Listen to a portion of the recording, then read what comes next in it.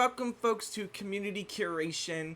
Uh, we got our host here, Jessica Jones, on board. Jessica do be slick. I do agree, she do be slick. How are you guys all doing? How you doing, Jessica? I'm doing good. How are you doing today? I'm tired. But I have been looking forward to this all week, mostly because of the list of films that we're going to go through today.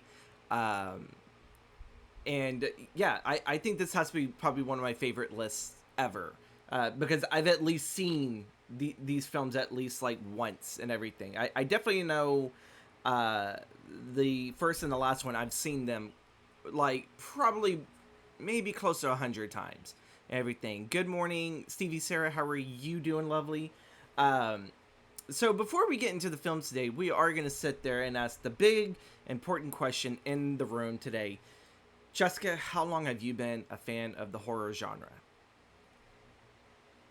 I would say going on maybe about 15 to 20 years. 15 to 20 years? Yep, I would say so. I got started watching a lot of these movies with my parents and with my uncles and aunts and then nieces and nephews. So it's kind of just been a family thing. Oh, okay. Hold on real quick. I completely forgot to turn off the sound alerts. Like, those alerts right there won't uh, be much of an issue, but I completely forgot, and I know we have some people that love to fucking trigger me with a sound alert. Um, so we just took care of that. All right, back to it. What was the film that got you into the horror genre? What was the first one? Is it one of the ones that we have listed here? I would say I think it was, if I remember correctly, it was a double feature I saw of Dracula and Frankenstein. And seeing those, and I cannot remember my age at the time, but just seeing them and just, how they were well done and just scare factor and just everything about them, I'm like, "I wanna do this. I wanna make these movies. I wanna Ooh, find out everything I can about them. So I wanna learn about these." So and that it kind of inspired the passion because then you also wanna see who are the people behind the mask in a sense. okay. So to clarify which one, because there's so many Dracula and Frankenstein's, are we talking the classic Universal Bela Lugosi Boris Karloff films? Yes. Okay. Because I'm like over here, it's like, well, it's like you say that, it's like I have Gary Oldman coming in mind, I have Robert De Niro, I have Sir Christopher Lee and Peter Cushing. Like, there's so many iconic when it comes to that pairing. There's so many iconic duos for that. Uh, so moving on, we're gonna move on into our first film, which obviously fills me with so much glee that we get to talk about this because I think anytime you get to talk about any Edgar Wright film, uh, that like this is the film everyone talks about. It's probably his. I wouldn't say it was his most successful film, but it's the number one film that a lot of people are so synonymous with his work for, and that being Shaun of the Dead, a 2004 horror comedy. The uneventful, aimless lives of a London electronics salesman and his layabout roommate are disrupted by the zombie apocalypse. Why is this your third favorite film, Jessica? Before we get into the nitty gritty. You look at what I think this was Edgar Wright's first writing. I think this was his first film that he did, and the writing style, and back then with, Simon Pegg and Edgar Wright just starting out, sorry, Nick Frost just starting out. Mm-hmm. Everything about this movie is classic. It kinda gave me a little bit like of Monty Python feel in a little bit because some of the bits they did, Yeah.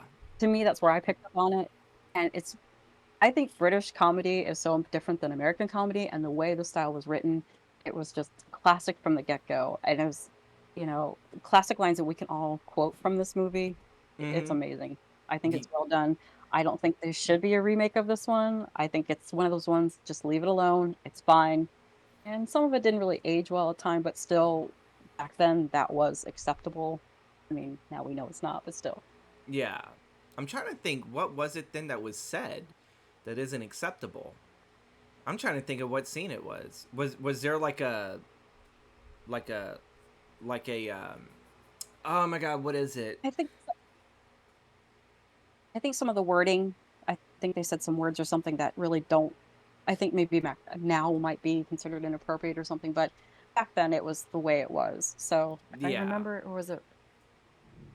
I kept feeling like maybe there was like a gay slur being used because like I know like Monster I, Squad, some people may not be able to really uh like vibe with it because they fat shame, slut shame, they drop uh the um the F slur for gay people like twice back to back towards the gay kid, or not the gay kid but towards the fat kid and everything, and it's like oh shit. And it's all like it's like I feel like this is a film you could still probably show kids, but you have to give them the disclaimer of there is obviously uh there is some words you cannot say because that's my middle name. Jesus Christ, Mudflap. But yeah, I'm trying to think like in Shaun of the Dead, and it's like, oh, you know what? I think Nick Frost does call their flatmate a slur. I think he does. I I think he think he calls him the does. F word. Yeah, And I yeah. don't think, and I know I don't think that's not appropriate nowadays, but back then that was okay. 90% it's F. Yeah, I'm like over here like wondering, it's like, what is that? And but like, yeah, when you mention Monty Python, it definitely does feel like that. Edgar Wright got his, I believe, his big break doing the TV show Space with Simon Pegg. I don't believe Nick Frost was on there, so I think this is like Nick Frost. A cigarette in the UK, yes, yes, I do believe that's what he referred to him as. We're not going to sit there and Yeah. say it, even though we're not saying it in a hateful, target. But you never know. There could be someone in here that if they hear that word and then they'll just stir up shit. And I don't care to fucking sit there and deal with them.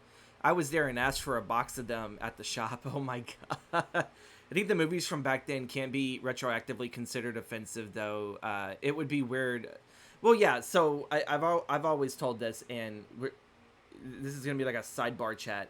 I always feel like when it comes to films like that, when most people sit there and say, I can't watch that film because it uses this term, and I always sit there and tell them, you cannot have a modern day, you can't think modern day when you think of these films because these films were made exactly of their time. And there are some films that they can leap over that and be kind of considered timeless, as like you can watch it and it fits whatever. It doesn't really probably have any offensive material, but I feel like when it comes to comedies and horror films, a lot of people definitely love to judge those films of saying I don't watch those because they use that. And I was like, well, back then that was the normal like language. That was, they probably didn't use it as much of a hateful way. Sometimes they use it as a very like buttling kind of like, like punch on the shoulder, like, oh, I'm just teasing you. But you can't do that today, not unless like you're really really good friends with the person, and even then you can only do that behind closed doors, because if anyone else hears that, they're gonna call you a homophobe or whatever, a racist or something like that. Which doesn't mean I go around behind back doors, shouting the N word or whatever. I was like, no, no, no, I don't do that. I prefer to keep my head on my shoulders. Thank you very much. I do agree. People do get too offended way too easily now. I think what it is, it's a lot of people have been feeling held down, from my understanding, and those words are meant to keep them down, and people are just tired of being pinned down for the sake of who they are. Though that is a funny image. I'm great at calling to come in and say hi. Oh, okay. Well, welcome in. Welcome in. Back to Shaun of the Dead. So you mentioned that this film cannot be remade, or it shouldn't be remade. But yet the film that heavily inspired it, or really the trilogy that inspired it, has been remade. Uh, do you truly believe that this was lightning in the bottle with Edgar Wright, and that he only got this film to be as amazing as it is with his cast?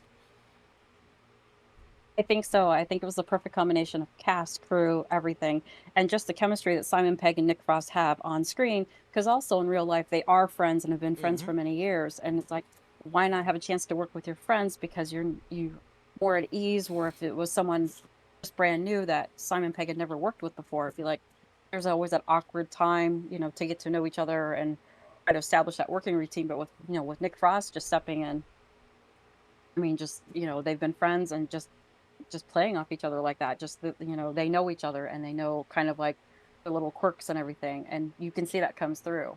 Yeah. It I wasn't a forced friendship. That is a true friendship that they have. Yeah, I definitely agree. I look at my Cinema Alley co-host Chris Cup and everything, that me and him have a bit of a Simon Pegg Nick Frost relationship. I'm obviously Simon Pegg, and he's Nick Frost. I'm not saying that Chris is a slob or anything, but like he has some Nick Frost energy in him, and I have a lot of Simon Pegg Sean energy in me.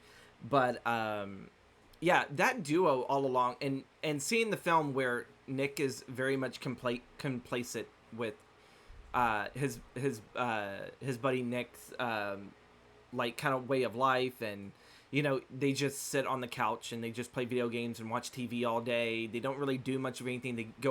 They go across the street to the corner store to grab their drinks and their ice cream, the cornetto, because it's part of the cornetto trilogy. So I wondered if they got the product placement for that.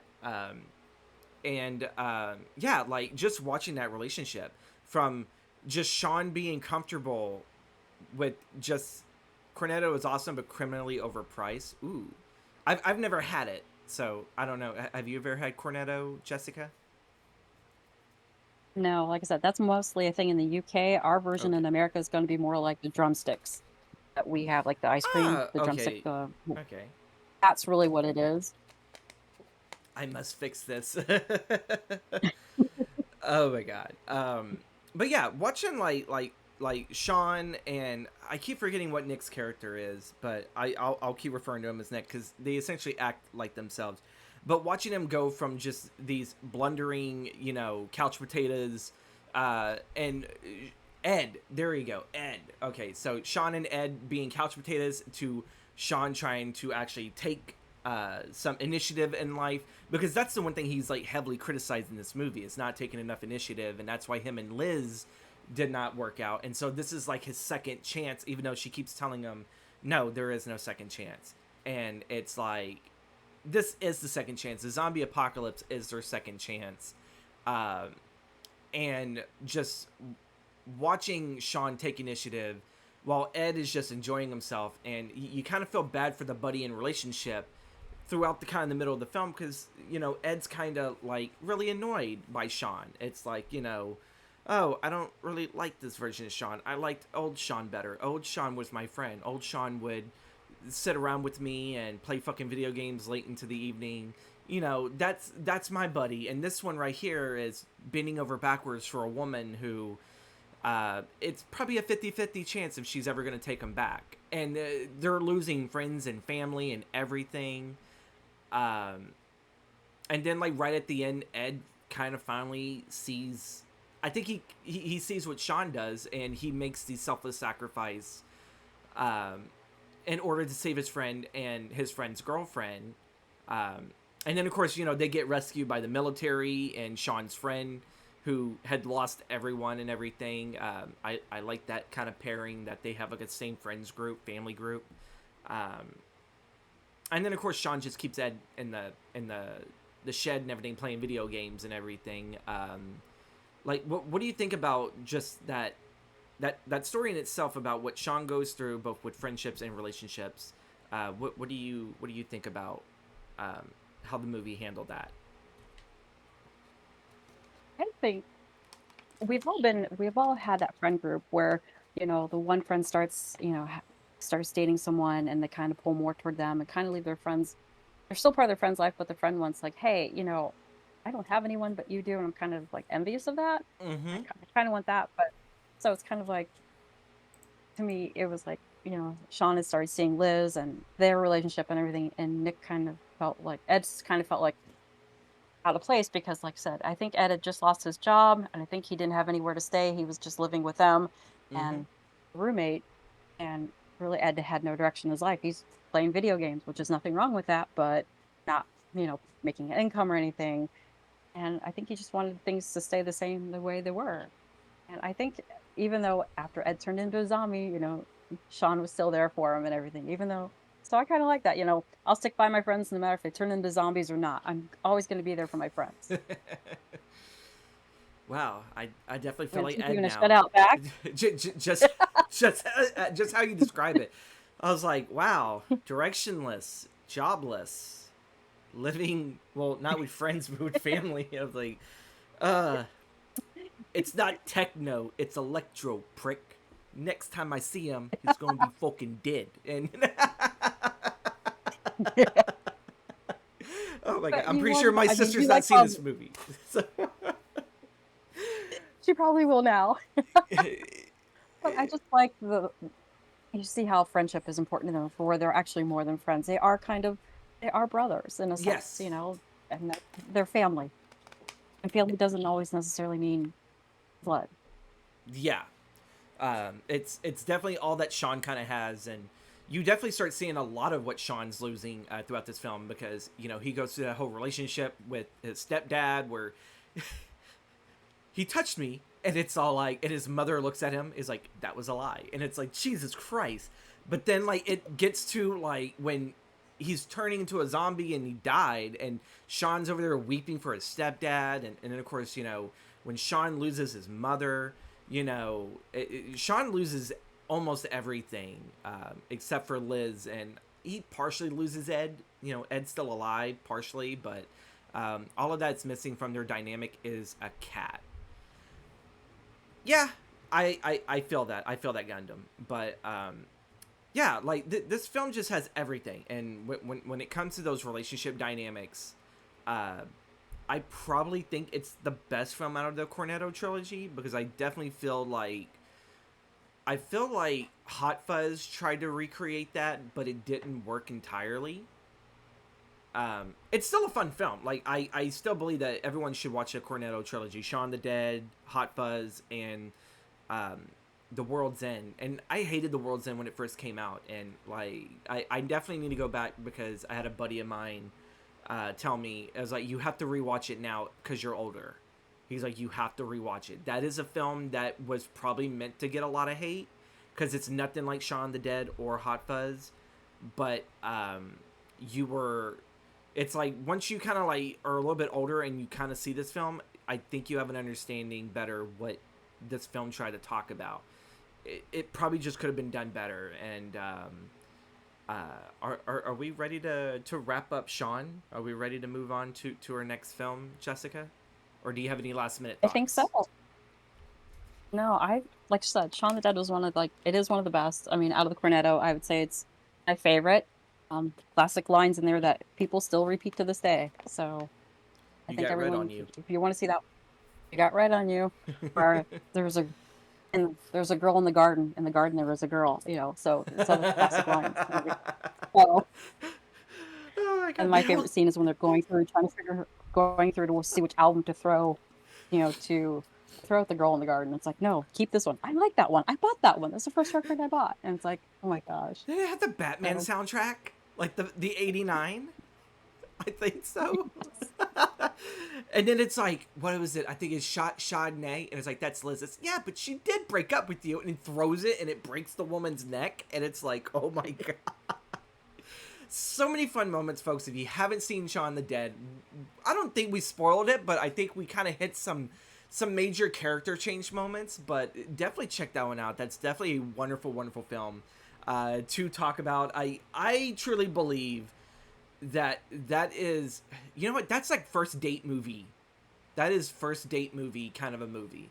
It's all like, oh, what are we gonna watch? Shaun the Dead. It's something scary, but it's something hilarious, so we can all laugh at, and we can kind of all cry at because there's so many like really good, memorable, emotional scenes with that. Moving on to film number 2 of Jessica Jones's pick. It is the sequel to the Christopher Nolan trilogy, The Dark Knight. When the menace known as the Joker wreaks havoc and chaos on the people of Gotham, Batman must accept the greatest psychological and physical test of his abilities and fight injustice. This has been deemed like the ultimate Batman movie. It is the ultimate Joker Batman relationship. No other film has really touched on that compared to some of the comics. Heath Ledger, God rest his soul, just poured everything into this role of the Joker to the point that he took it all to him with the grave. Jessica Jones, why did you pick for number two, The Dark Knight? For me, it was Heath Ledger, and this was such a different character for him to take on. I mean, we've seen him in the 10 Things I Hate About You, and we saw him in like what's the other one? Ned Crosby, and we saw him in that. But this was such what this in Patriot. You saw his acting experience then, but this was like years of practice that he has, the years that he has worked as an actor have all come to this, and his portrayal of this you have not seen this in many, many years. An actor go to such extremes. Mm-hmm. Yes, um, the other actors have, but I think he went one step farther. Like I said, I know he studied the role. He was that character even off screen. So Mm-hmm. I think it was really well written. Christopher Nolan is a good director. I mean, Christian Bale did really good in this movie. I Christian just Bale's think amazing in with almost this, anything.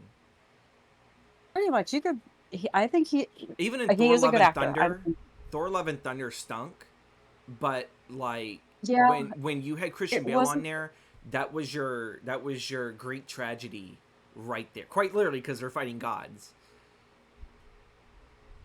right, but the way that Heath Ledger portrayed the Joker was so far from everyone else. Because you look at the other Jokers that have been out there, like Cesar Romero, you look at Jack Nicholson, look at all of them. They all went kind of like to the campy, cheesy side, making, Yeah, Jokers more like, ha ha, funny. This one was like, ooh, this one, this is the one where you're like, oh boy, and he's he spouting is a some real Joker, but shit.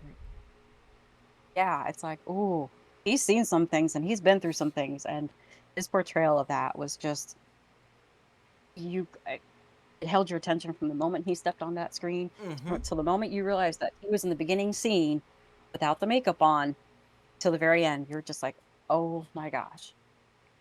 So I do have a question when it comes to he was the one that pushed it as far as he could. So the, we're going to talk about the elephant in the room when it comes to Jokers. Jared Leto's. It's the most divisive Joker ever. A lot of people will scream from the rafters. Heath Ledger did it better. But I'm like also of the class of, well, you know what? It's like I definitely enjoy what Mark Hamill did. No one gives Mark Hamill nearly as much credit, even though most people are all like, well, we're talking live action. It's like, well, Jack Nicholson did a very, very good Joker. So my thing is how far is too far?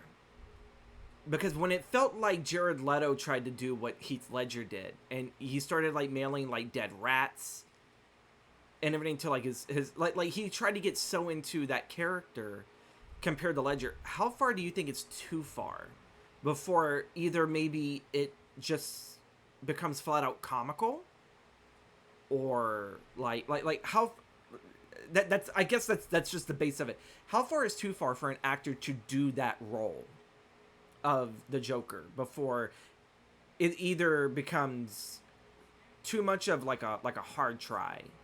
I guess that's probably the best way to kind of really compare Jared Leto's Joker, because I feel like he tried way too damn hard. To me, Jared Leto's performance and his portrayal of it kind of felt like the younger brother who always wanted to be like, who has the older brother who is more successful, has made his own name, and he's always known as like the little brother, like, hey, you're such and such as little brother in a sense. And he's trying to prove, no, I am my own person. I can stand out from him. I can do better than him. And I think at that point, he kind of, it almost became, in a sense, cringeworthy to me, in a sense, because Mm-hmm. I think the character, he tried too hard to copy what he like to take bits and pieces from Heath Ledger. It's like, no, be your own. So you can't replicate what Heath Ledger did, and it can't be done. You can take inspiration from that, but at the same time, I feel he, to me, he was just trying too hard to like, if Heath can do this, then I can do this, and I can try to like maybe make it a little bit more creepier and a little bit more this and that. And at that time, I just think No, I like I said, I think Jared just tried way too hard, and it was like somebody need to reel him back in, say, listen, I see what you want to do. Let's see if there's another way we can approach this. So New ended up saying that he sucked in Suicide Squad, but he did a way better job in the Snyder cut of Justice League. It wasn't the best, but he was a better Joker in those 3 minutes. What have you seen the Snyder cut where it showed like apocalypse world Joker? I have not. You have not. Well, like in that one, he has like much longer hair and he's dressed like he's a butcher. Like he doesn't have facial hair; it's just his hair is long and he has like a butcher's apron on. And I think he has like a pair of meat cleavers with them because it's supposed to be the apocalypse world, and he obviously had to like up his he had to up the arsenal of knives and everything, probably to kill the parademons. What are your thoughts of the Jerome character from Gotham, if you know it? Have you ever saw the Jerome Joker from the TV show Gotham? Yes, I liked him. I liked him because he That was just that that enough was enough that creepiness. But I was like, ooh, he was just he walked the line between the creepiness and to like you almost want to like you do like him, and it's like I shouldn't be liking you because you're like this, but it's like you just gave enough of the ick vibe in a sense. So mm-hmm. to me, that's what so I wish Gotham was still on the air. I mean, Gotham is like one of those ones where I think they did a really really good setup, but the thing is I don't think the show knew if it wanted to be like maybe in the 90s or in the modern day, because like some of them they were like payphones, but yet they have cell phones, and I was like, why the fuck is there a payphone in Gotham City when it seems like everyone has a cell phone? That kind of makes no sense. And I kind of I'm the one that I definitely got behind the Penguin and the Riddler origin story. Those were like really really well done. um I did not like that they jumped the gun on Jerome's Joker, where like he like had like his face cut off, and they did like the whole, I think it was like Death in the Family or something. Like I forgot what Batman story that was, but you know, it was pretty much when like the Joker like just pretty much like peeled his whole face off, and then like he like restitched it on there, and it was ugh.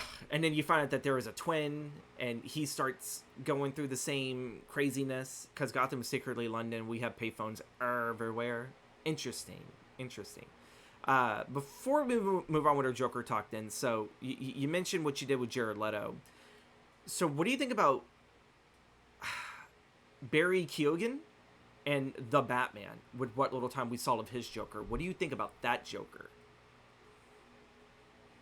Or have you seen the Batman? mm, I have not seen that one yet. Oh, you That's have on my not. list. Oh, okay, okay, I okay. Well then, It's on a list. well then, It is on a list of movies that keep ever growing, and it's like I need 1 week of vacation just to sit down and watch all I the movies I I have on think that you can list. watch. I think you can watch the Batman right now on Tubi.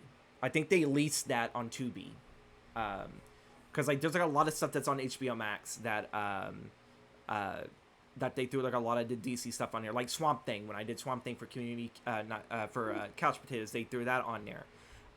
So moving forward to like to the story, um, what was what do you think about the whole dynamics that Two Face was in the middle of this, um, and that essentially he was supposed to be like their White Knight, because you know you have the Dark Knight, you have Batman, and then you have this Agent of Chaos, the Joker, and then you have Harvey Dent, the White Knight of Gotham City. This was going to be the man that Batman believed he could retire because this dude could do everything and keep the city safe. What do you think about that story? Because even though this is a Batman film, I feel like this is really a Harvey Dent story. You know, like Batman has his bid in this story, and and you know, gambling with his losses. But I definitely feel like in this film it was a Harvey Dent story. What do you think? I think it was the beginning. It was the beginning of how Harvey Dent turned evil in a sense. It's his evil beginning because you do see him. You know, he was, you know, what everyone thought he was going to be, the one to save Gotham and everything. But then you see how that slowly slipped away from him, and now he turned to like, why should I bother to try to to fix everything, correct everything, Mm-hmm. to help save all the violence and everything we have when nothing gets done and everyone's got a price. So, why not? So Yeah, all of the I can see corruption. this is his exactly. So I think this is his origin story. It's the beginning of it. Uh, Streaming a little outward, do you think that Two Face probably has the best origin story in Batman? I think he's got one of the best stories. I think he's got one of them. So obviously with the Joker, that's kind of we don't really know where he is, but I Multiple think there are other choice, ones. as the Killing Joke always Right. stated. You know, why have an origin Hmm. story when you can have multiple choices? Exactly. All So right, so I think go ahead. what? You go ahead. I'm so sorry. Oh, it's okay.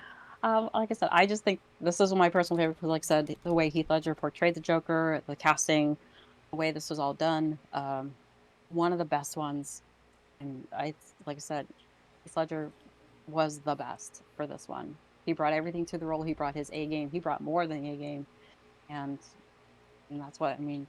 He shows his versatility as an actor. I'm seeing him from when he did The Patriot and all the other movies that he has done in the past. Brokeback Mountain, and then he did. Oh my God, what is the name of the film? The one where he's in medieval time. It's a comedy. Knight's Tale. Knight's To Tale, yeah. to me, when most people when they bring up Heath Ledger and his film roles, I know a lot of people like to say, "Oh, The Dark Knight, the Joker." To me, A Knight's Tale. I think that was probably my introduction to him, and it was probably still one of my favorite roles of his to play. Um, Uh, that's another I think wonderful comedy. I think also with his work that he did with the Brothers Grimm with Matt Damon, and also Oh when he did the yeah. biop with I'm Not There or with Bob Dylan. So I think both of those movies also were starting to showcase more of how he was getting more into more of the serious acting roles. So that's what I think. Okay, Because so with the Brothers Grimm, but I'm gonna have to go see the Bob Dylan one because I'd never heard of him doing a Bob Dylan biopic. I always seem late to the party yeah, when it comes to a Bob Dylan biopic. Like everyone has done one, I think it seems, and that one is called I'm Not There. It was done in 2007, and actually, it's a lot of actors portraying Bob Dylan in different parts of his life. So oh, that's kind of a neat concept. kind of like a Doctor And also when he did Parnassus. exactly, Okay,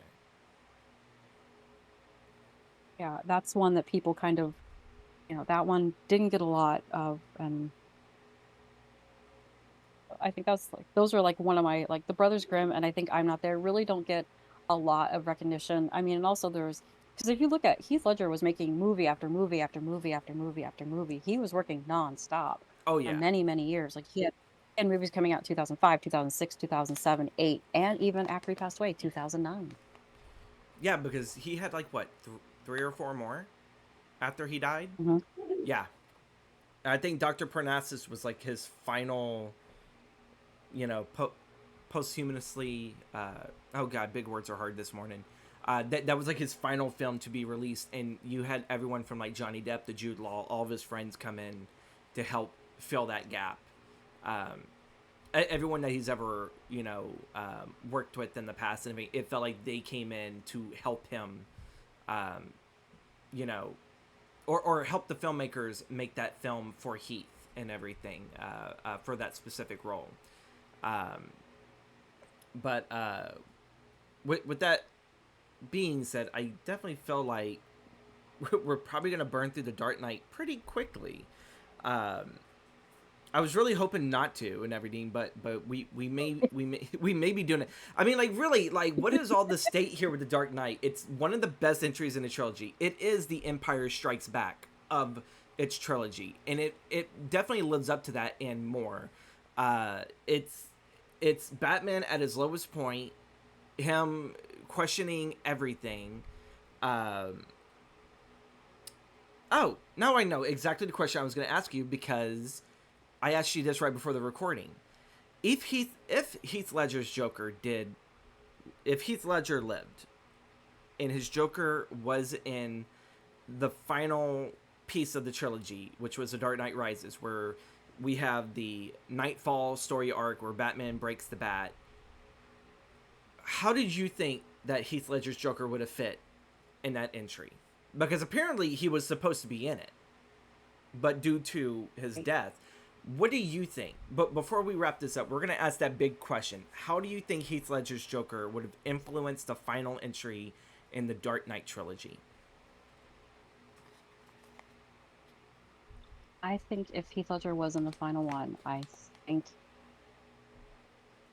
you would see where he would walk that line between being evil and good. Because in a sense, it would kind of almost be teaming up with Batman in a sense to help fight. So I think the character's name right now, drawing a blank. Bane? Or. Yes. Okay, Yeah, okay, Bane. yeah. I definitely see that because I I don't think I really think Joker would have teamed up with the Batman to help defeat Bane because Bane was just so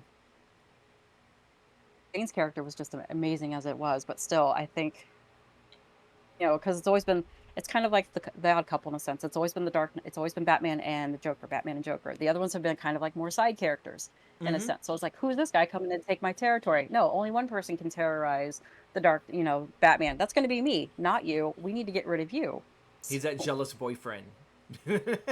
pretty much is what I see it as. It's like, who's this? He's all new. And he's like, no, no, I have established this pattern, this, you know, relationship in a sense with this person for many, many years. And it's like, you're not just going to come in here and take over. No, no, no. You got to earn your spot on the list of enemies. You're not in Yeah. the top 10. Yeah, because I feel like I think the best piece of Batman media that probably really points out the that type of relationship was the Batman animated series. Because it seemed like even whenever you had multiple villain team ups, um, the Joker is always there to mock every villain for their failure of trying to defeat the Batman and everything. But of course, anytime that he fails, it's like, oh, don't you dare laugh. Even if you're Harley, don't you dare laugh, because it feels very much it's like don't laugh at my own failures. But at the same time, he definitely feels like there is a reason why I failed, because I love bats. Me and bats are best friends. Even though most people know they're enemies, but that's not how the Joker views that. He views it as, this is my best friend. This is the man that comes in to save the day when I've had too much fun. And he beats me up, he locks me away in Arkham, I break out, we do the whole shebang all over again, and we just have so much fun. Like, he truly believes it's a game. Um, Yeah, I don't think exactly. maybe Heath Ledger would probably have done it to that point, but I do believe that Heath Ledger would have looked at it that if there is no Batman, there is no Joker. Exactly. Because they go together in a sense. So, and with Bane's character trying to be like, take over it. I know the Joker was like, "Nope, this is my territory. You need to bounce. You need to leave." Yeah, do you think that then we would have had like because like really I don't think this version of Joker would have had a gang. Like he kind of did, but like he killed them all, and he had some hired thugs to kind of help. But again, he kept killing them all. Do you think he probably would have sat there and formed a Joker army in this? And instead of just having the LAPD versus Bane's goons, you would have had like a war in which the cops are like, just let them fight. Let them fight. Whoever lives will just arrest them and everything. Do you think that would have been, you know, that would have replaced that? Even though that would have also replaced it, Commissioner Gordon, if I remember correctly, because he had a, I think he had like what is it, I know he was shot, but he also had, I think, a play in the final bit um, where it was more of, it was Batman siding with Commissioner Gordon and all of GCPD going up against Bane. So do you think then that all of that would have been wiped? You know, uh, if Heath Ledger would have been alive? Because I feel like there's so many variables. If Heath Ledger was here, we wouldn't even get that iconic moment in the construction yard where Harvey has the commissioner's family at gunpoint and everything. Like, would you think? Would you think if it came to that point? Do you think that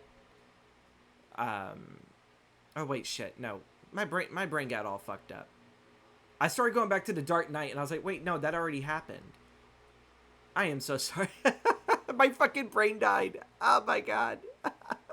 I was trying to connect a wire, and I didn't look at where I connected it. There's a cool comic about Joker where he actually tries to mess with Superman, not Injustice, and sees the biggest difference between Superman keeps laughing at his jokes. I got you on for a while I do some laundry. That's fine, Laura. Welcome in. Um, Superman kept laughing at his jokes. So what? Did that just like counteract the Joker, where like the Joker felt like, oh, that wasn't funny? I'm guessing. I am so sorry, Jessica, that my brain just took a big shit. Oh It's wait, okay. I I think it would be more like Joker would have formed his own army in a sense, and to go against Bane, the cops are just sitting back going, "Look, we'll just arrest who's ever left at the end standing. That's it," okay. because they realize they have lost total control over everything because the Joker is able to have access to many things. When you're like and the Gotham Police Department are like, we just can't. So Yeah, I just think the cops were kind of like, we gave up. You two battle it out. Who's ever standing, we'll arrest you, but we know you're going to get out. You're so we'll send you to Arkham, but still we know you're going to break out. But still, we'll go through the pattern, so to speak, of what we're supposed to do. But we all know this is not going to happen. yeah, most definitely. With that being said, we are gonna move on to our honorable mention. Casablanca, directed by Michael Kurtz. This drama romance war film is about a cynical expatriate American cafe owner who struggles to decide whether or not to help his former lover and her fugitive husband escape the Nazis and French Morocco. Um, I think this was a film that actually was remade, if I remember correctly. Like it wasn't, it never captured the same gold of what Humphrey Bogart did. Um, but yeah, what honorable mention? Why? To just keep it short, why? Humphrey Bo- I think with Humphrey Bogart and Ingrid Bergman, their chemistry on screen is just absolutely amazing. And Humphrey Bogart he was never a trained actor. He never wanted to be an actor. He actually was a stage manager. And the reason how he Oh, got involved doing yeah, he was actually a stage manager. And the reason why, he liked being behind the scenes. He liked which I like also. And what happened was one of the actors with the production he was working on fell ill and he had to step in because as a stage manager, you were supposed to know all the lines, everything that yeah. everyone does in that show. You were supposed to know everything. He did. He went on and to replace that actor for that for that one performance and got such rave reviews and more, they're like, "Hey, you really should try this again. You should try this again." So he kind of like, "All right, maybe it was a fluke. I'll try it one more just to see how it goes."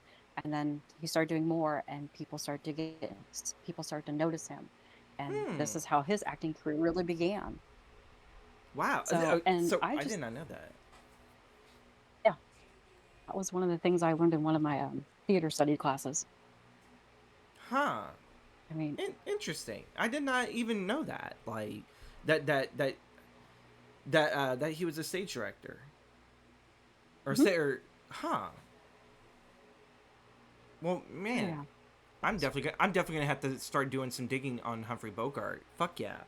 Uh, one of the things I could take away from this film, for one, this is a very long film, so it's an understanding of maybe some people who can't sit down and watch this film because this is like what 2 hours long, 2.5. It's a very long film, if I remember correctly.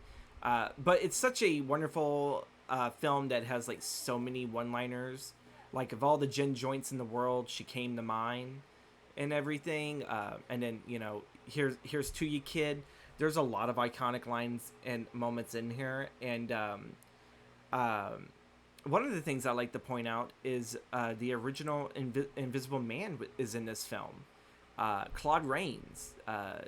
Mhm. I believe this one was after he did the Invisible Man, and so like he was getting like I think he was slowly starting to pick up a lot of work, and I think like Claude Rains had to be like in his 40s when he did this and everything, and I do believe wasn't Peter Lorre in this film?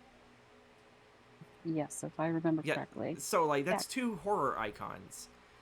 that's two horror icons in this film, and they have like very, I don't want to say minor roles, but they have very like secondary character roles into it. Like one of them is obviously the villain, and then the other one it's he serves the other he serves the other villain and everything. So for like this drama romance war, you have like these two iconic actors of horror um, going against Humphrey Bogart that I truly love. Uh, this makes me have to sit there and go rewatch this film now, and and uh, and uh, relive the magic of it, because like now it's like I'm trying to remember every single thing. This is probably the one film I haven't seen in quite a long while. Um, so like walk through us. I guess for like new people, what do you expect to get away? What do you expect to take away from Casablanca? I think for me, it's showing because they had characters had it and Casablanca's really not that long of a movie. It's only an hour and 42 minutes. I Really? know I've sat through longer movies than that. Yeah. It just seems like it's so long because there's so much in there. So yeah, Casablanca's only an hour and 42 minutes runtime. Holy So shit! it Well, just feels like it's, I yeah, mean, it feels like that it does feel,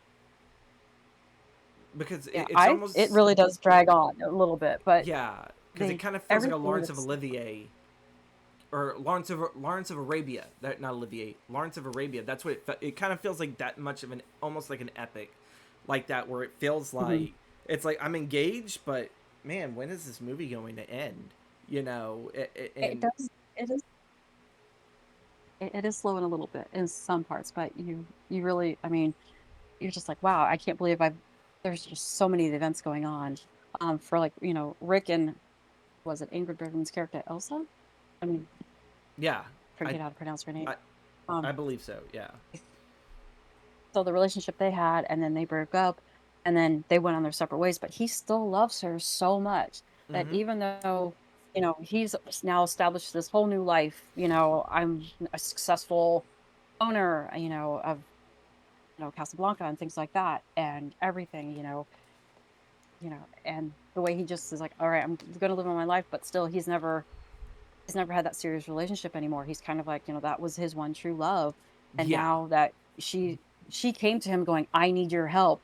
He could have easily been a jerk and said, no, I'm not gonna help you and your new husband. Forget that.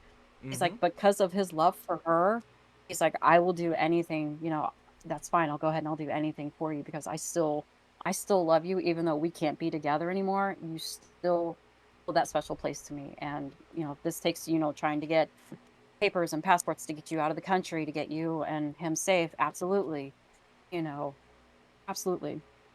Yeah, he And that's definitely to does me, sacrifice an awful lot for a woman he knows he could never have, but he still loves her. He still loves her, you know, to the ends of the earth and everything, um, and even towards the end, she doesn't want to leave. She wants to be with him, and it's very much it's like no, it's like if it was gonna work out, it would have worked out back then, and it's not gonna work out today, you know, or of that time that where he was doing it. And so it kind of hits very hard when you have the, you know, here's the scene, you kid, you know, when he sends her off into the airplane, and then that is it, you know, and to have that, I guess you would say it's like he could have had that life. like a gut punch. Like it still even felt like that bad that the moment she got on that plane and she flew away to safety, it was like still a gut punch for him, that it's like, it fucking hurts like it's the first time that I walked away, you know. But it's like he just keeps on going. Yeah, he made the ultimate sacrifice in a sense. I mean, he, like I said, he sacrificed everything for her.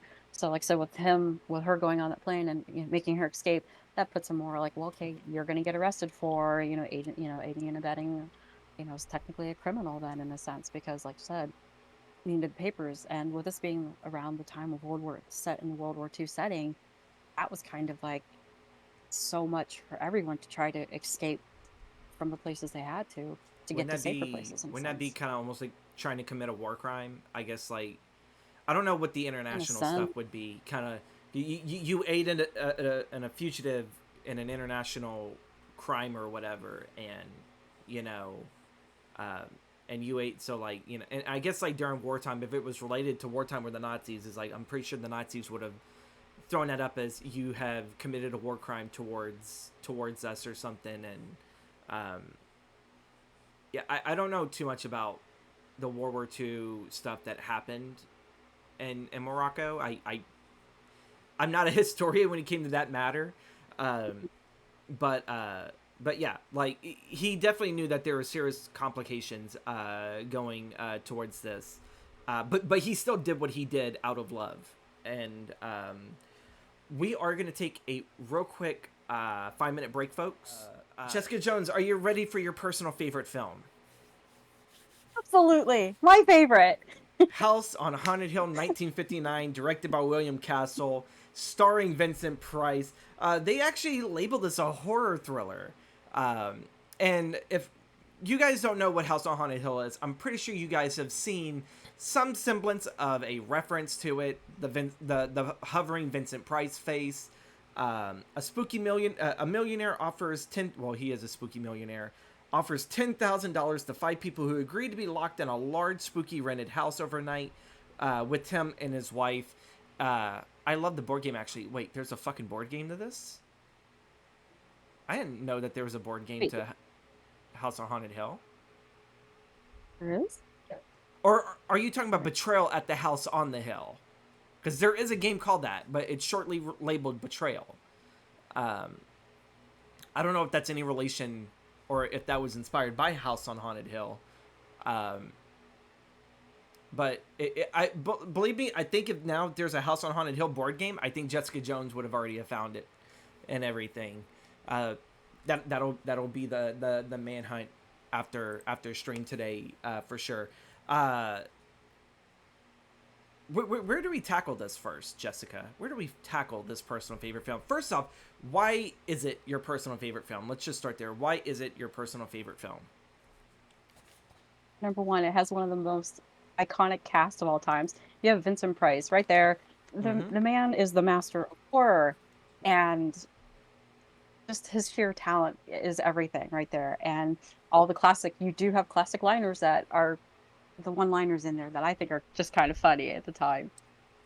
But the acting, the writing, the directing, everything. I love this movie. This is a movie I can watch every day for the rest of my life and never get tired of it. I can quote you the lines. I can pretty much, this is my go-to. This is my happy place. Okay. I hear it. I hear it. It's like this is my happy place and everything. Like This all is I my can. happy place. This is where I go. This is where I go. So like if I'm having a bad day, we watch this. Even if I'm just like working on something else, I'll have it playing in the background, but I can see the scenes in my mind. Actually, I can see the scenes. I can see how this runs. So Generally, whenever I see this film, I do think of the actor is blanking, but we've talked to him. We talked about him plenty of times. It was the guy that's all whacked out because he's the actual owner of the home, and he claims yeah. he claims that like the dead walk around here, and he's just walking around this whole fucking his whole character. The only reason he's here is he's like that one dude that is so awestruck that it's like, welcome in UI 1940. Welcome to the horror show. Um, just watch him so zonked out, and he's all like, there was a bunch of dead bodies in this room. The bodies of my friends, and it's all like, bro, what are you on? Even the other actors are like, what is he I give them on? that look like, what the heck? What the Yeah, heck? And they're looking like, we're stuck with you here for the night. Now let's rethink this. Let's rethink our exactly. decision right now. Exactly, because when you look at him, and when he goes into like those weird trance moments, I think even for the actors, they're like, "What is this guy on? Holy shit!" He's like overselling the fact that this house is haunted. But like then again, I would think that possibly a person discovered that there is a house haunted and that all of his friends or family have died in this because of the spirits, it's like, oh shit. You know, you're just like, oh my god, it's so much. But he does it so well. He was definitely used in the 1979 Salem's Lot. He played Weasel among a few other characters from the Stephen King book. He's popped them in quite a bit of films. He's almost like the oh my god, what's his name? It starts with his first name is Dick, but he was in Gremlins and he did like a lot of the Roger Corman films. Dick something. But he was like one of those actors, like a character actor. But like it's like on the verge of not really cameo, but it's like he's always been a supporting actor. Jessica, do you know who I'm talking about? Is that Dick Miller? Dick Miller, there you go. Yes. He has a wonderful filmmaker tag. Have you follow from China now? Thank you so much. Yeah, Dick Miller. He has a wonderful documentary that came out a few years ago saying "You Don't Know Dick," and it yeah, fucking wonderful title. And it definitely shows like how he got into filmmaking and like how much of a writer he is, and that he had like stacks upon stacks of scripts that were never made, but like he always kept writing them. So I felt like I'm actually trying to look up the cast right now of House on Haunted Hill to get this one character actor.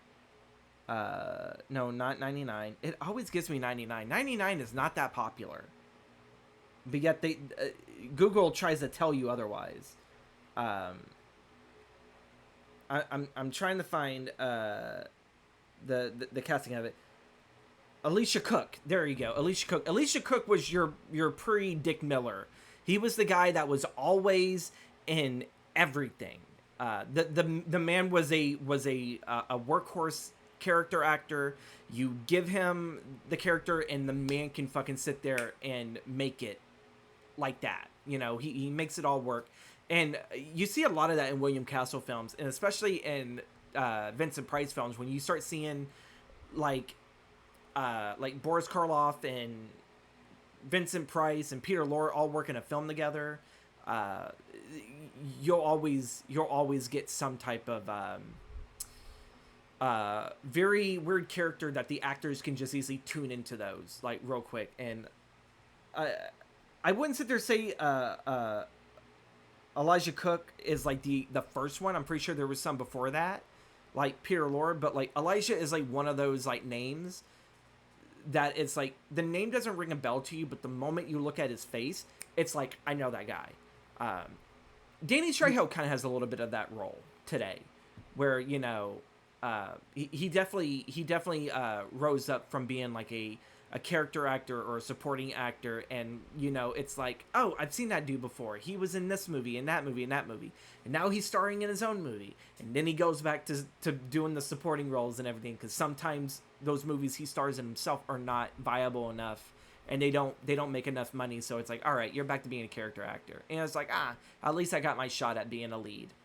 That's all that I take. But that's Elijah Cook and that's Dick Miller.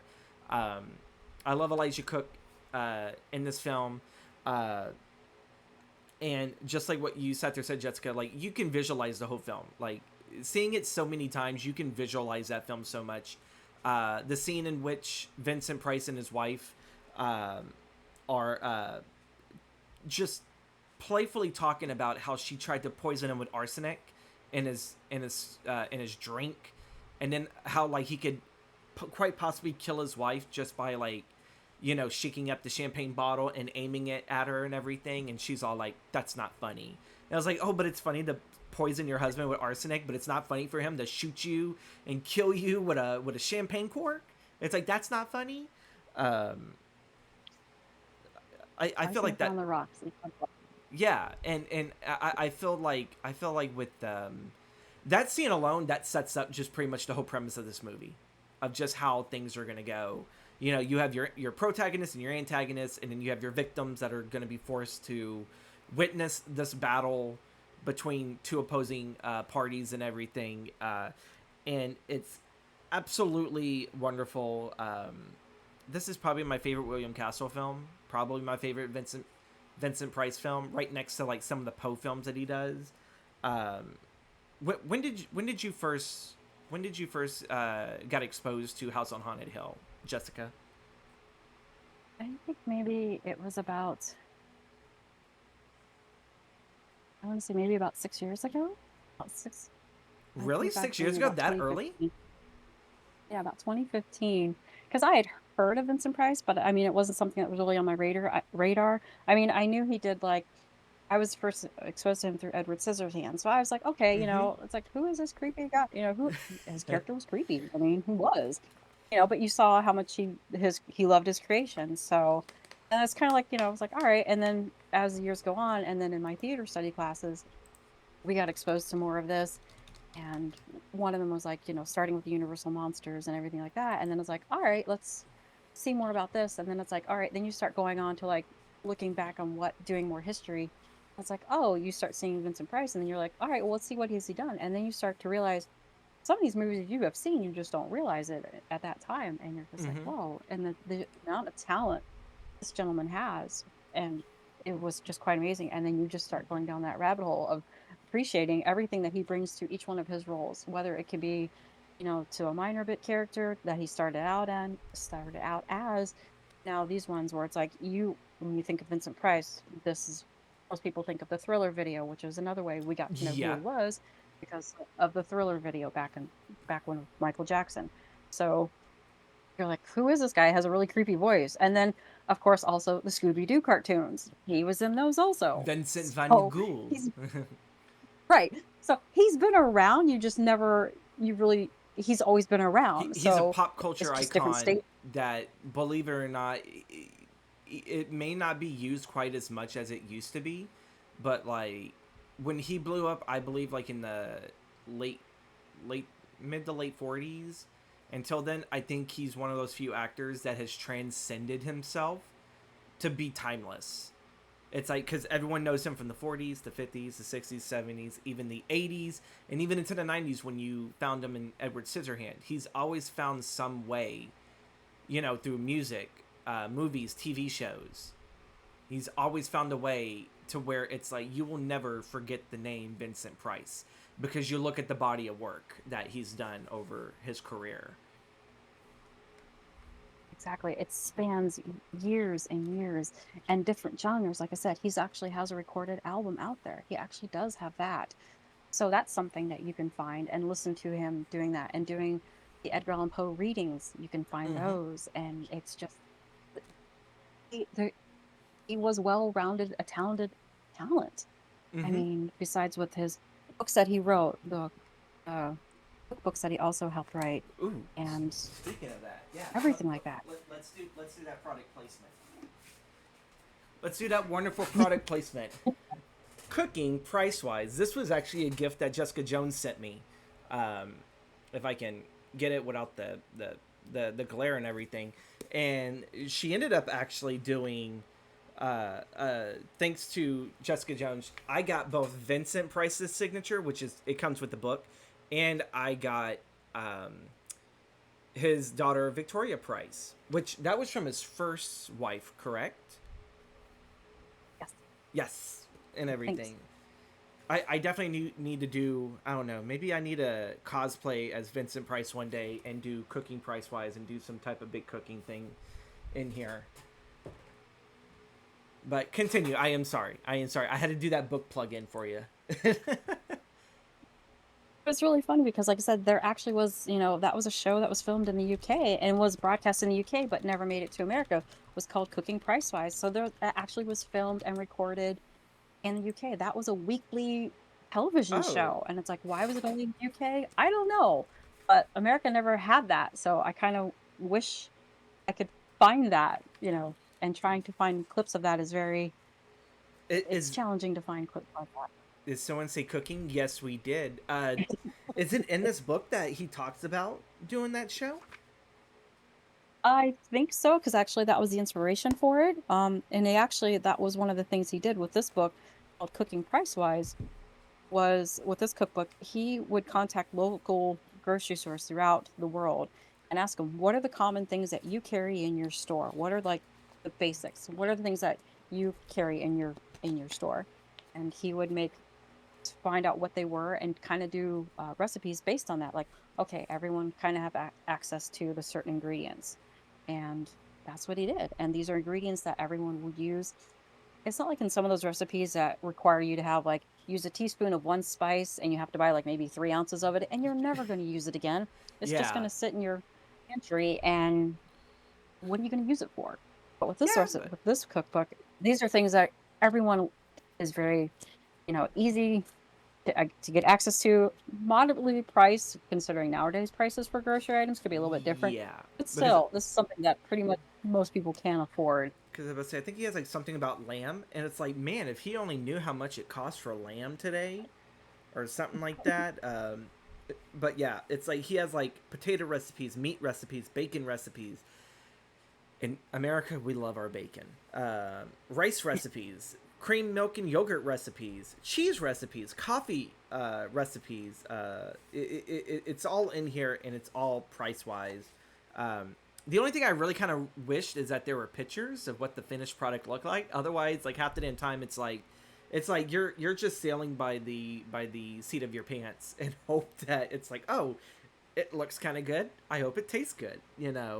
Um, but yeah, maybe yeah, Jessica, maybe you just inspired me to do another future stream where we do something spooky and we call it price wise cooking and everything. And And the other cookbooks he has, there are pictures of the completed dishes, and you're just like, okay, so it's supposed to look like that, and not okay. I missed a step somewhere, but and it's really neat because he also has the menus from these places that he went and he visited, and it's broke down by country. Like here's the restaurants that he went to in France. There's the menus because when Vincent Price came to your establishment, it was like if Wolfgang Puck or Gordon Ramsay showed up. He was yeah, treated like royalty. So they were like, "Here, you want to see what's in our kitchen?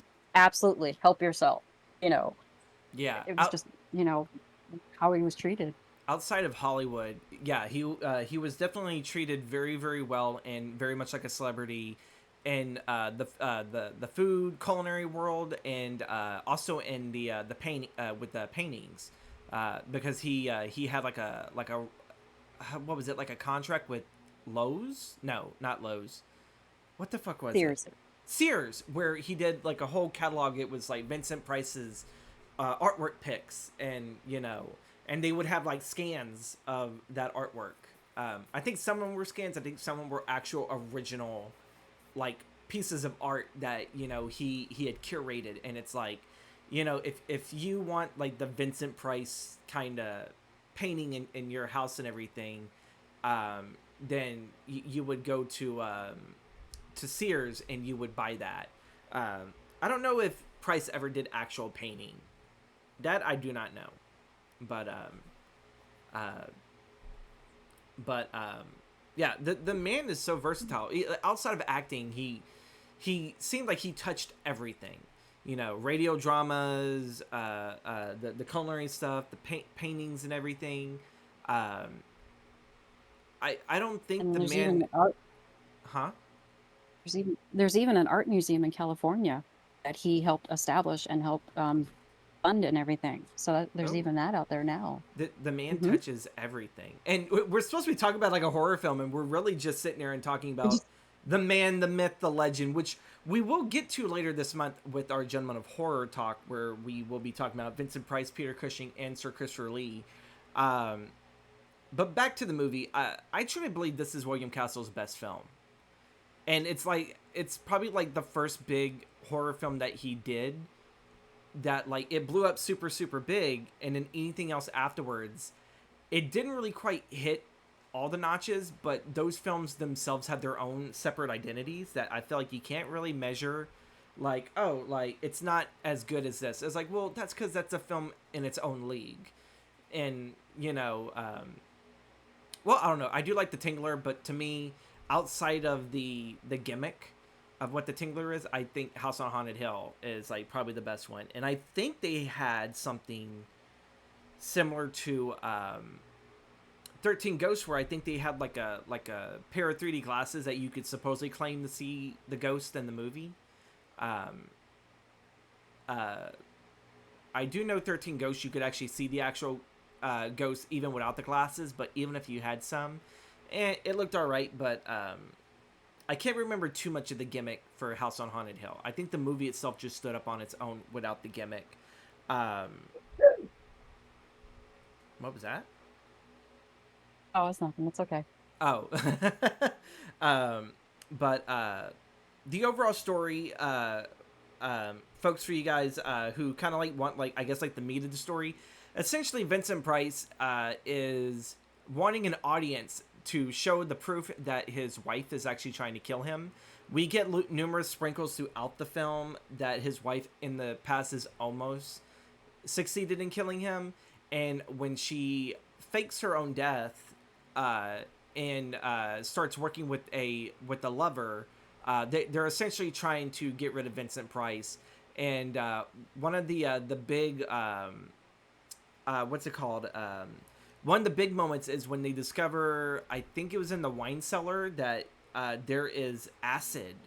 So somehow there is a huge thing of acid that is just sitting where I guess like the wine is supposed to be. I think it was supposed to be originally a wine cellar, but it's filled with acid and everything that it could like eat away flesh and whatnot from bone. And it's just casually, you know.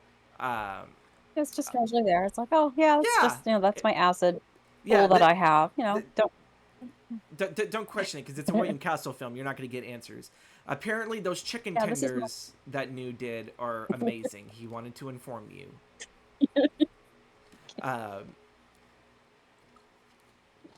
But yeah, that becomes into like a huge play and like one of the corniest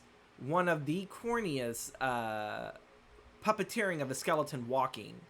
And when the villain of the story is lured down there, and she is so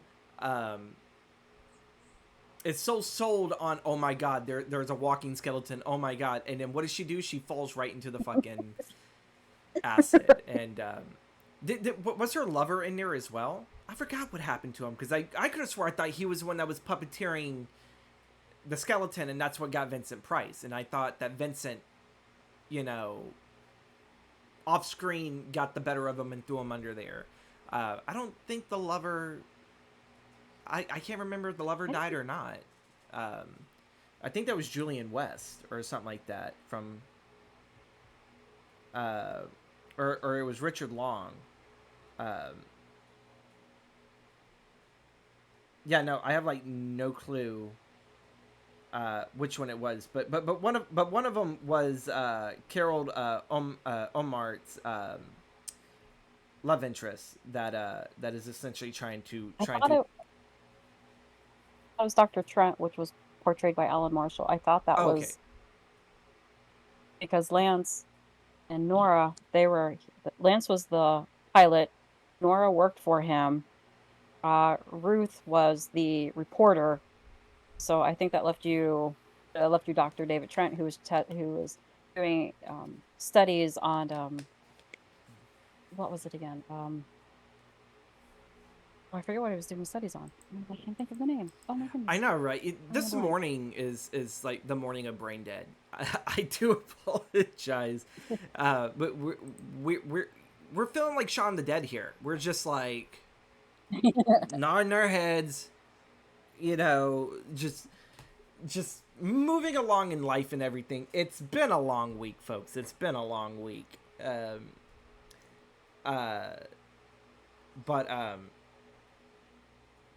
Yeah, either way, I don't really know if that doctor actually does get killed if he was pushing the acid, because I do remember when that door is open, you do see a human skull in there. So obviously someone did get fed to the pool of acid. Or I wouldn't even call it a pool, because, God, there's more acid in there. How has that, like, not eaten away the wood or the bottom infrastructure of the house? I know it's a 1959 horror film, but the more you start thinking about it, how has this not eaten away the foundation? How has this not, like, completely made the house collapse? And, like, none of this should be logical. It should not be logical, but you're in a William Castle film. Logic is thrown out the window like a David Lynch film. Logic is all out the window. Just enjoy the ride for whatever the fuck it is. That's probably really the best way to describe it. I will sit there and say this film did get me with a jump scare scene when the young woman is investigating. I think they're trying to find something in the house. I think she it started hearing voices, and then you see like that one wicked woman with like her hands out, and she just has like this big wicked smile. Um, Oh that yeah. that jump scare actually got me, and I was kind of a little pissed because I was like, this is so cheesy, and this fucking got me. Um, and then apparently she was like a real woman. So I was like, what the fuck was all this about? Because it was the butler or like the groundskeeper's wife. And it's like, wait, what? What? It's like, when we start dissecting this movie, the movie makes no sense. So don't It's a go, William Castle movie. It's never going to make sense. yeah. Um, like, it's not on the bad links of Tommy Wiseau, The Room sense, but, it's still enjoyable. It's still enjoyable. Vincent Price makes it enjoyable, along with Elijah Cook. I guess with that, how are we gonna wrap up Vincent Price and William Castle today? What's your personal favorite? I think Vincent Price, the man could work in any type of genre and still will hold your attention to this day. Even though it's been many years since he's passed, he's still drawing in the crowds, and still people are finding his works, and the fan base for him is ever growing. Every new generation coming along, they're now discovering it, and it's kind of exciting because more people are getting used to seeing his work. So Mm-hmm. Price was a legend. I definitely do agree, Lex Tech. Price, you know what? I won't even sit to say was. He still is a legend. You know, I just think like probably in another 100 years, he'll be known as the man, the myth, the legend. I think that's right when he'll start earning that. When we start hitting those 100-year dates, from like his first like films like Dragon Wick and the Invisible, was it The Invisible Man Returns? Yeah, that's the sequel, right? mhm. Yeah. Where Yes. he plays the guy that was framed, and he was framed, and he has to go find the real culprit of who framed him, that got him imprisoned. So yeah, we'll just go right into last round questions, where I throw the hard questions at Jessica Jones. She did get a brief chance to look at the questions, so she can form a answer and not be as brain dead as I am. Um, but we're gonna start with the first one. What is another film in the Cornetto trilogy you think people should watch outside of Shaun of the Dead? What is the next one that you think that they should watch?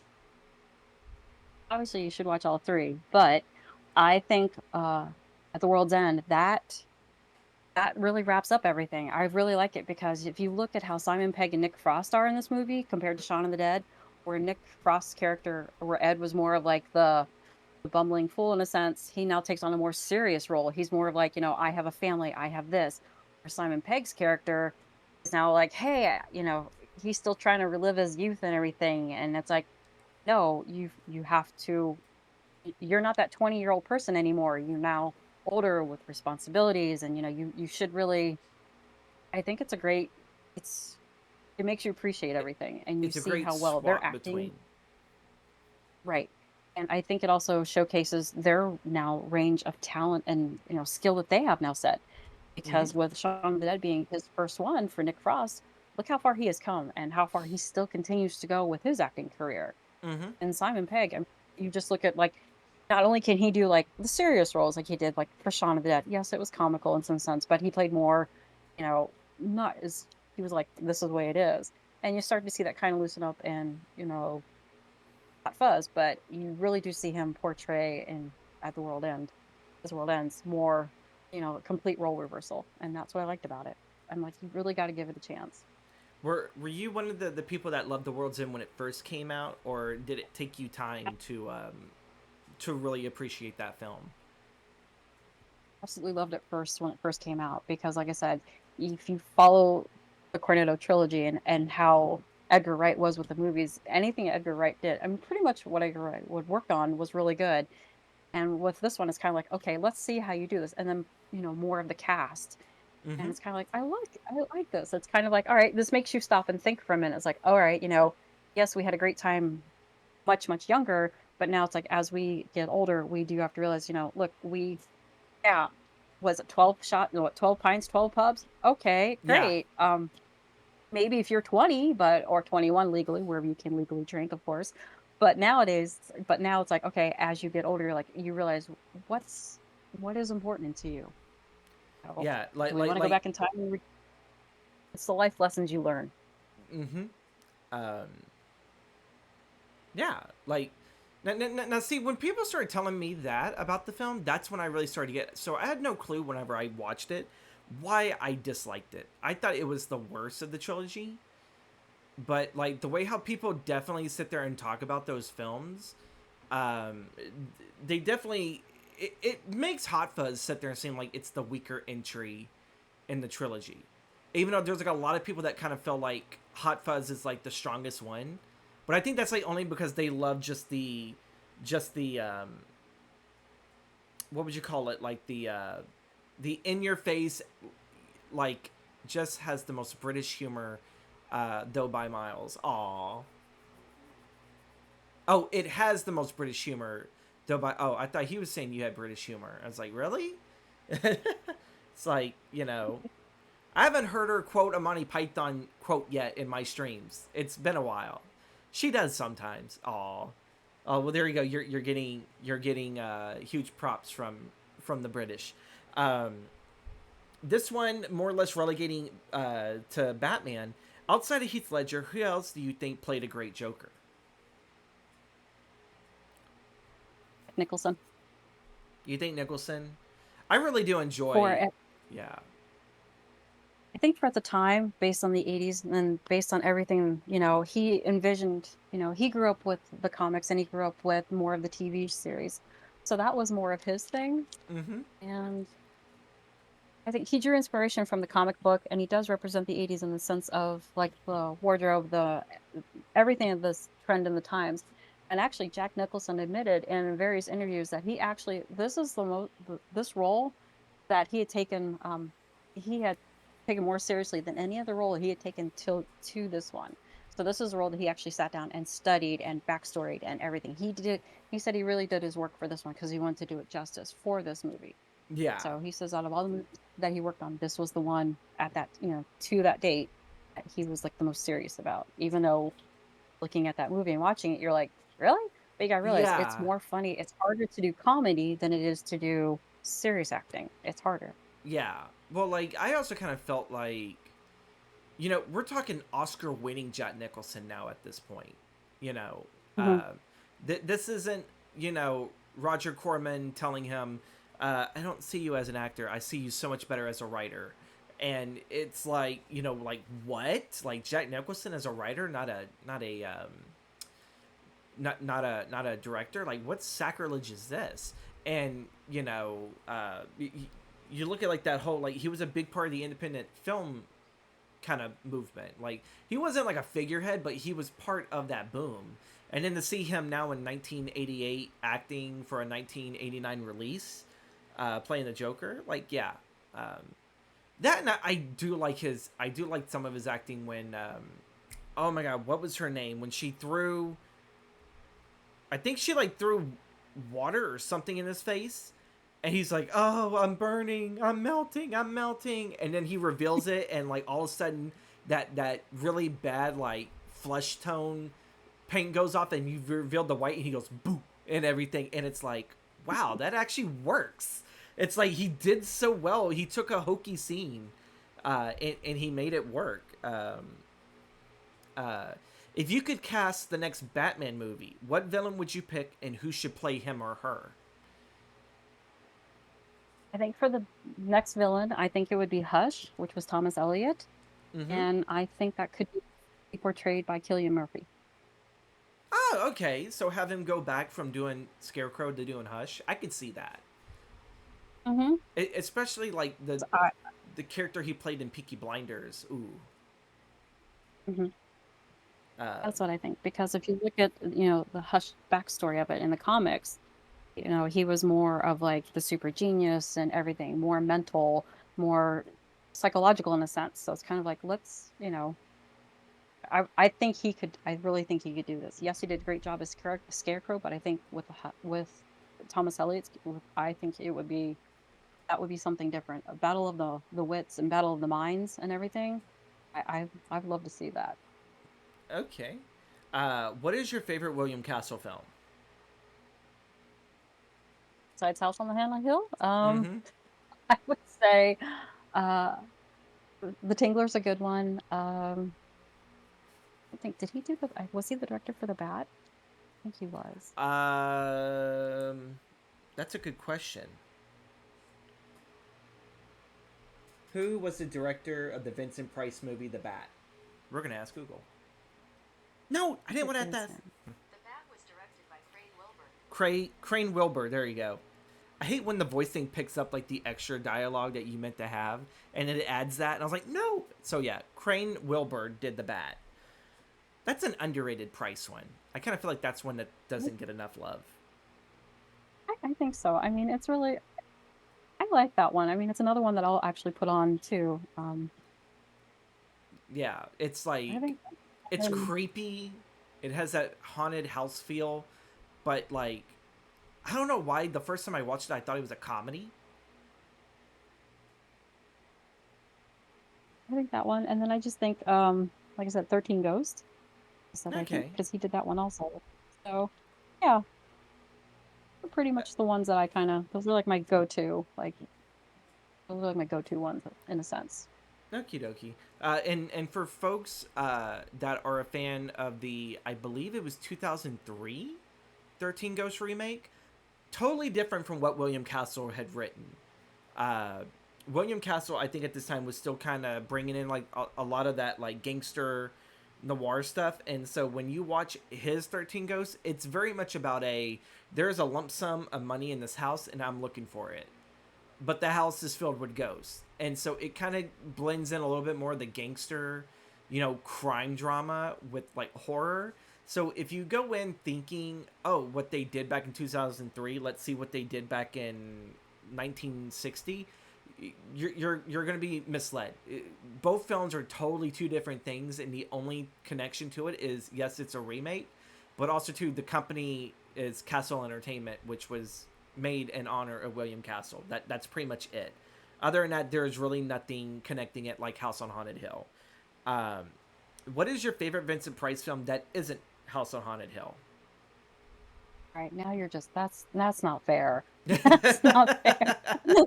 That's not That's fair. a vast Um, filmography from the that's 30s all the way to 1993. So I know it's like okay. Do you want like certain like certain decades? So that is a very that's I feel like the 60s was peak Price. So give us a favorite film from his 60s filmography. ah. It's just that's where it's kind of like I don't. That's where I kind of go. Actually, just there's so many, and that's the hard thing. It's like ah, picking one is kind of like sure. I like no. It's I would say I liked him in Laura. That was a really good one. I think my second favorite one. I forgot he was in that one. And then House of Seven Brides or no, it wasn't Seven House of Seven Brides. Gables, yes, he did play one of the. It's House of Seven Gables. So that's another That was one. during his weird gothic romance figure where it wasn't really gothic horror, but Um, it was like, yeah, it was all gothic I would fiction. I would say House of the Usher. That's That's that's probably my kind of like favorite one. Yeah, from the Poe films. I think that's from all the Poe ones. I think that's like the top tier one for me. That's my top favorite one. That's not House on Haunted Hill. And then we just go down to like the Raven and the Mask of the Red Death. So yeah. I will sit there and say here, folks. So like when he does some of his Poe stuff and it's called the Raven, don't go expecting he's doing the exact like as it is in the poem. It's something totally different, just slightly inspired by the poem. But don't let that deter you, because believe it or not, The Raven, there's that one, The Comedies of Terror. Um, I'm trying to remember what's the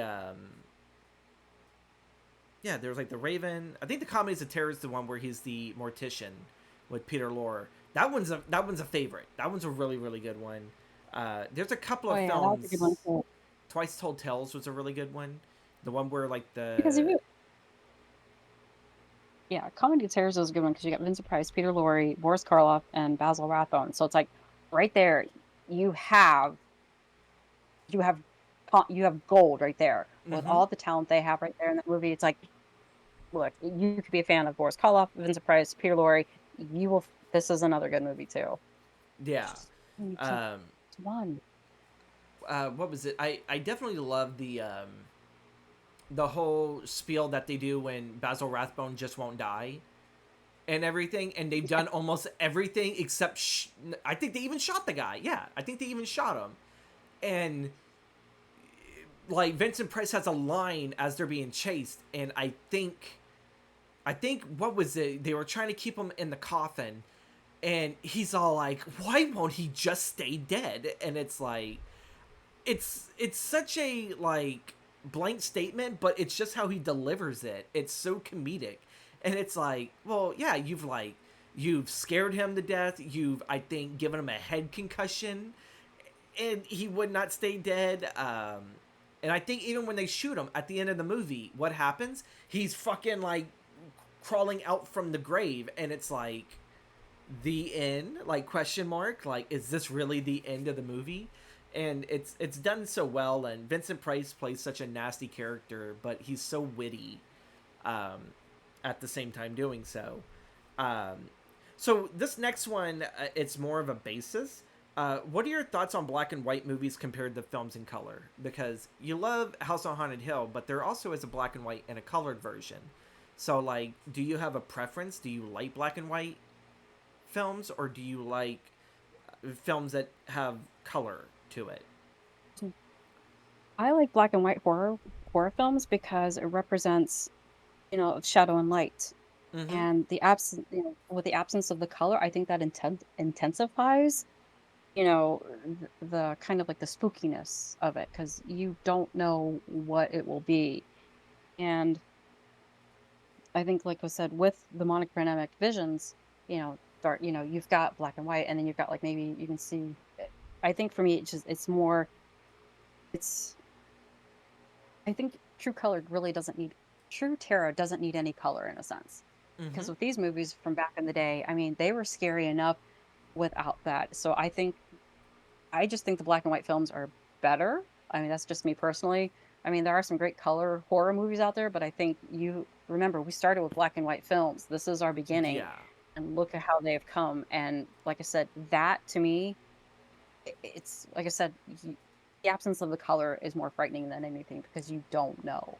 And I just Yeah. love the filming for it. I think it stands the test of time, and I absolutely love it. Do you think that we sometimes get too lost and fixated on color?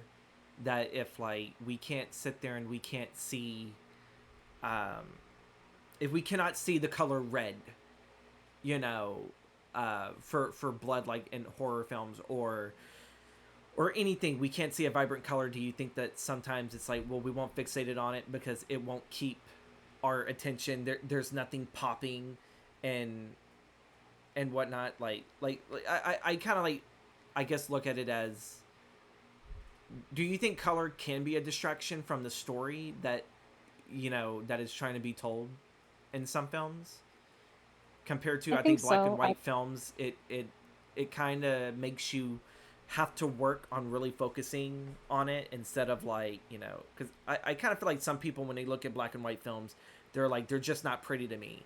But yet when they look at a film that's in color, they'll be like, oh my god, that film was so pretty. But like they completely got lost into, oh my god, it's so pretty, compared to the actual substance of the film. I agree because I think with the black and white films, you have to concentrate more on the scene itself and more of what the actions are. Whereas like you start with all the colors and the movies and everything, it's like getting distracted. It's like, oh, look, shiny over here on the left. Oh, look, shiny over there on the right. Where black and white films, it's more you don't have those distractions, so you're more paying attention to the lines that are being said, to the Mm-hmm. actions they're doing on screen. So you're being more focused in sense to that. You're not going to be distracted by all the pretty things. This one, black and white films are pretty. They are. I mean, they're gorgeous. But you're more drawn to the storyline. You're more focused on everything. We're gonna sit there. We're gonna wrap up real quick with one last question. Uh, who is your favorite star that you met at a convention or a meetup? I know you've met quite a few. You've met Victoria Price and you met Boris Karloff's daughter. But who is your Sarah, Sarah Karloff? So like, who is your favorite that you met at a convention or a meetup? I'm it's a tough one because Victoria and Sarah were both amazing in their own right. I'm I'm gonna say Victoria Price, having met her and just her demeanor is, yes, she knows who her father is, but she's also realized, she is her own established individual and she has her own career and everything. And the way she talks about, the times growing up with and not realizing she didn't realize her parents were famous. She just thought everybody kind of lived like that. And it's like, not really, but it's kind of cool how you thought that.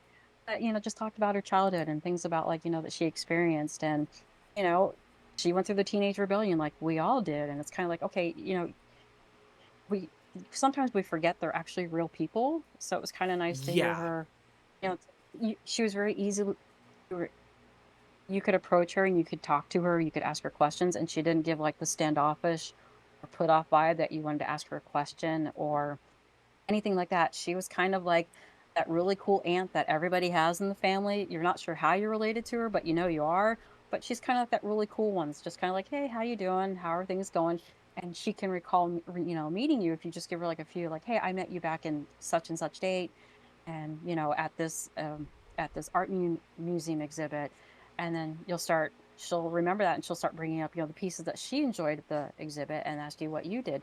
So she really wants to get to know you because she is humbled by and also humbled and honored by the way everyone still remembers her father even to this day, even though it's been many years since he's passed, but still remember him very fondly and love the movies and the books and everything that he has and just celebrates his life. And she said he would honestly be just, you know, not starstruck, but just, flattered by all the attention that he still is getting to this day, even though it's been many, many years since he's made anything.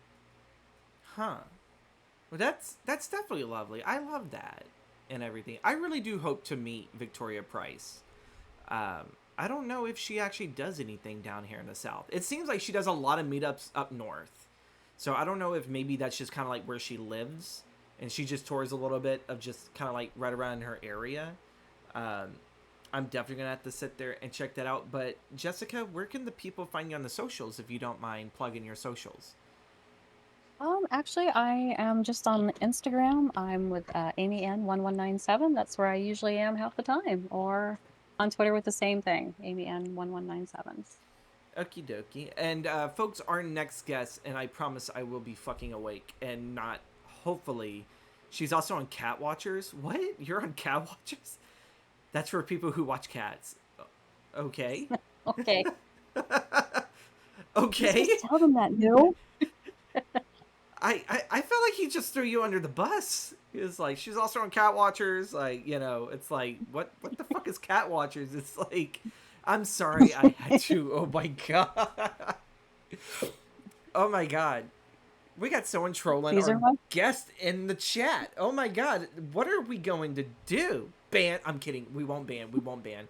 What's wrong with watching cute cats? Oh, it depends. Not every cat's cute. There are some cats out there that it's like, oh my god, who pissed in your bowl today? But our next guest for next month and everything for the month of June will be Stevie Streams TV. He will be our next one. Here says, sir, all cats are cute. I slightly agree with that. All cats can be cute, but there are some cats that grew up that look like, you know,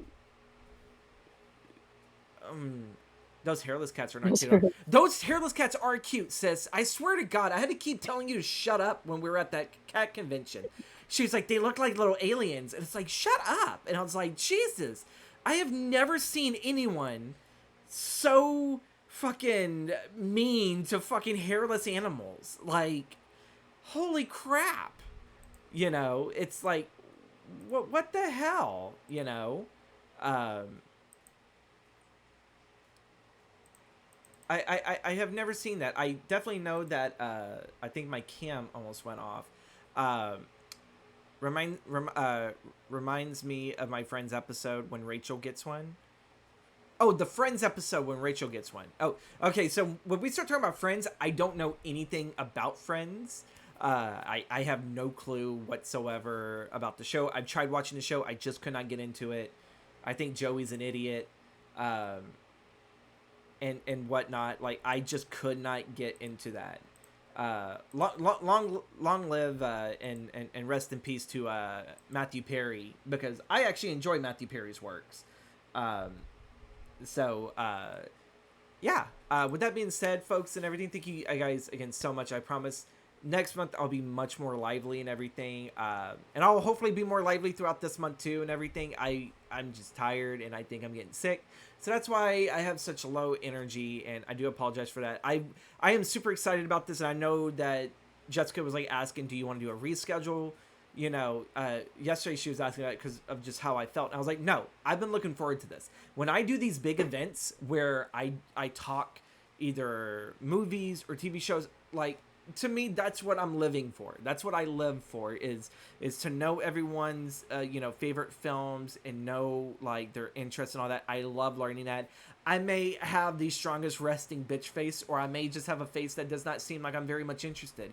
Most of the time my mind's over here thinking and it's processing everything that I'm getting, so I kind of know what are some little extra questions I can ask. What can I probe? What can I pick at? There you go. That's a better one. That is a better one. It's been a bash, dude. I will be sure to tune in for more. Thank you so much and everything. We do actually have coming up next Sunday. We have our Cinema Alley podcast episode with me and Chris Cup. We will be talking Jurassic Park 1993.